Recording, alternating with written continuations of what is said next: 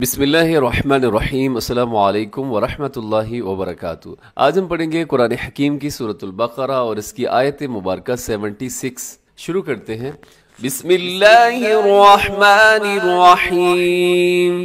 वइज़ा लक़ुल्लज़ीना आमनू क़ालू आमन्ना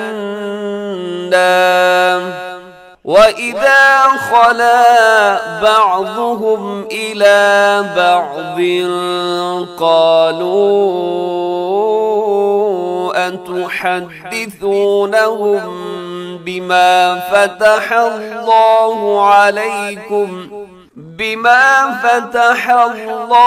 عليكم ليحاجوكم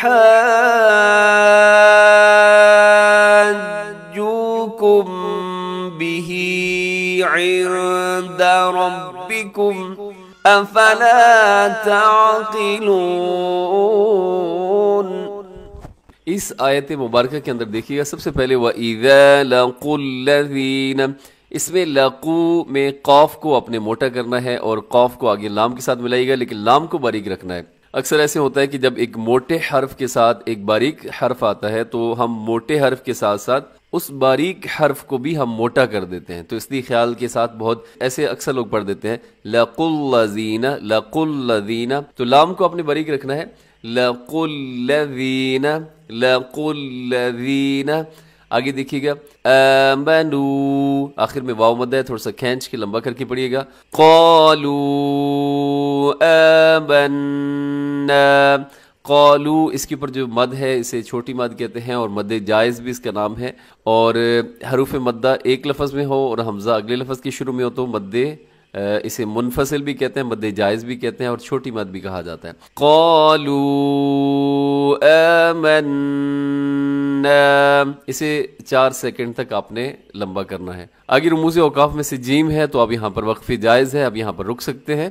آگے نئے سانس کے ساتھ وَإِذَا خَلَا بَعْضُهُمْ، وَإِذَا خا موٹا ہے، لام باریک ہے، خَلَا اسے خلا نہیں پڑھنا، خلا غلط ہو جائے گا، خَلَا لام باریک خا موٹا، بَعْضُهُمْ إِلَى بَعْضٍ قَالُوا، اب بعضن کے نیچے تنوین ہے، 2 زیر کی تنوین ہے اور تنوین کے بعد قاف حروف اخفا میں ہے۔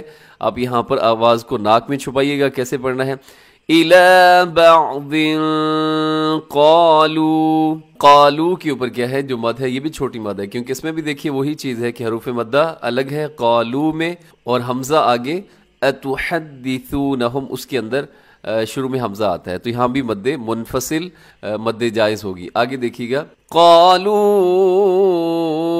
أَتُحَدِّثُونَهُم بما فتح اللہ، لفظ اللہ ہے، لفظ اللہ سے پہلے ہا کے اوپر کیا چیز ہے زبر ہے، تو لفظ اللہ کو پر پڑھا جائے گا، موٹا پڑھا جائے گا، فتح اللہ، اسے ہا کو ہاو نہ پڑھیے گا جیسے فتح اللہ، یہ غلط ہے، فتح اللہ علیکم، علیکم اسے بار بار اسے آپ نے 5 دفعہ پڑھنا ہے علیکم، کیونکہ اکثر لوگ اسے کیا کرتے ہیں کہ علیکم پڑھ دیتے ہیں، علیکم علیکم۔ آگے دیکھیے گا لیحاجوکم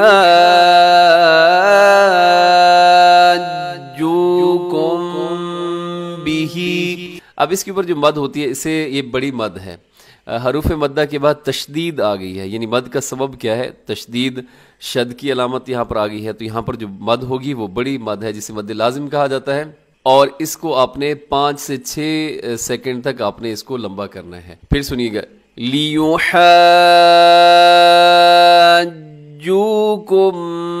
بہ، آخر میں میم ساکن کے بعد پھر با ہے تو یہاں پر بھی اخفاء شفوی ہوگا، لیحاجوکم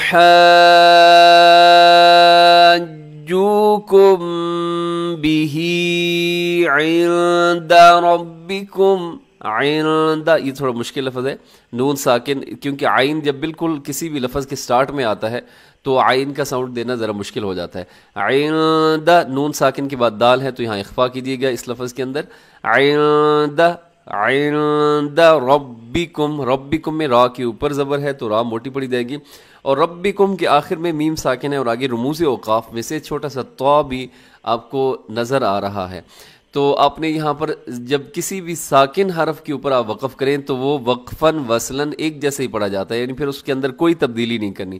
ربکم ملا کے پڑھیں گے بھی تو ربکم، اور اگر وقف کر دیں گے تو بھی ربکم. آگے دیکھیے گا افلا تعقلون، افلا اس کو تھوڑا لمبا کیجیے گا کیونکہ اس میں الف مدہ ہے، اور تعقلون میں عین کا خیال کرتے ہوئے قاف کو لازمی موٹا کیجیے گا. اس آیت مبارکہ کو آپ ایک دفعہ پھر سن لیجیے گا. وَإِذَا لَقُوا الَّذِينَ آمَنُوا قَالُوا آمَنَّا وَإِذَا خَلَا بَعْضُهُمْ إِلَى بَعْضٍ قَالُوا أَتُحَدِّثُونَهُم بِمَا فَتَحَ اللَّهُ عَلَيْكُمْ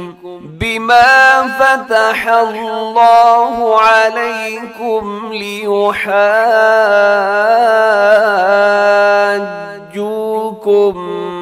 بِهِ عِندَ رَبِّكُمْ أَفَلَا تَعْقِلُونَ. صدق اللہ العظیم. اب اس آیت مبارکہ کا آپ ایک دفعہ ترجمہ سماعت کر لیجئے.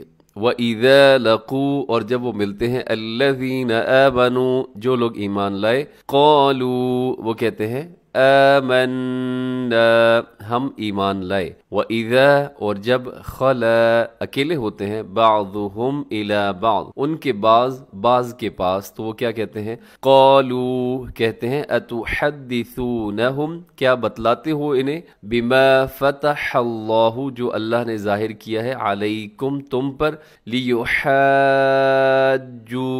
تاکہ وہ حجت تم پر لے آئے بھی اس کے ذریعے سے عند ربکم تمہارے رب کے سامنے.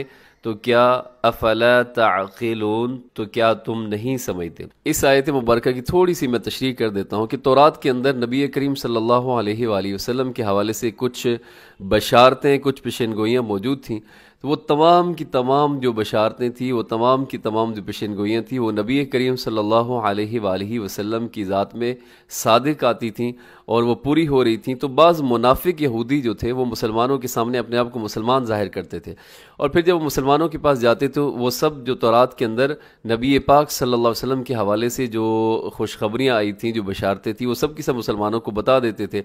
پھر جب لوٹ کر گھر جاتے تھے تو جو دوسرے یہودی تھے جو پڑھا لکھا طبقہ تھا یہودیوں کا وہ ان یہودیوں کو تانے دیتے تھے اور برا بھلا کہتے تھے کہ تم مسلمانوں کے سامنے جا کر تورات والی وہ ساری باتیں کیوں بیان کر دیتے ہو، گھر کی باتیں باہر جا کر کیوں کرتے ہو.